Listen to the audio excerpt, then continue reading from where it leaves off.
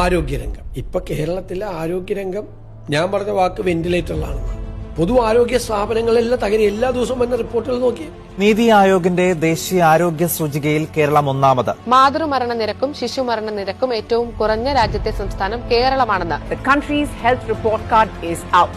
No big surprises at the top. Where sits Kerala? രാജ്യത്തിന് മാതൃകയായ കേരളത്തിന്റെ സൗജന്യ ചികിത്സയെ പ്രശംസിച്ച് WHO health financing lead doctor Grace അച്ചുഗുര.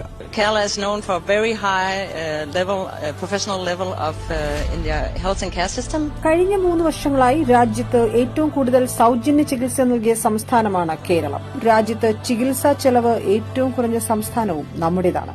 രാജ്യത്ത് തന്നെ ആദ്യമായി ജില്ലാതല ആശുപത്രിയിൽ ഹൃദയമാറ്റ ശസ്ത്രക്രിയ, ഹൃദയം തുറക്കാതെ വാൽവ് മാറ്റിവെക്കൽ ശസ്ത്രക്രിയ, വൃക്ക മാറ്റിവെക്കൽ ശസ്ത്രക്രിയ ഒക്കെ നടന്നത് എറണാകുളം ജനറൽ ആശുപത്രിയിലാണ്. രാജ്യത്ത് ഏറ്റവും അധികം കാർഡിയോളജി ഇന്റർവെൻഷൻ നടക്കുന്നത് നമ്മുടെ തിരുവനന്തപുരം മെഡിക്കൽ കോളേജിലാണ്. ആരോഗ്യമേഖലയ്ക്ക് അനുവദിച്ച തുക പൂർണ്ണമായും ജനങ്ങൾക്ക് വേണ്ടി ചെലവാക്കിയ ഏക സംസ്ഥാനം.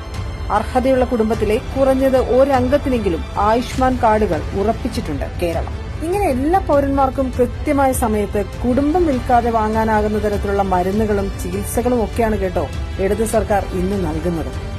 അതിസങ്കീർണമായ ദൌത്യങ്ങളിലെ ആസൂത്രണവും ഏകോപനവും ഒടുവിൽ അവയുടെ വിജയവും നമ്മൾ കണ്ടതാണ്.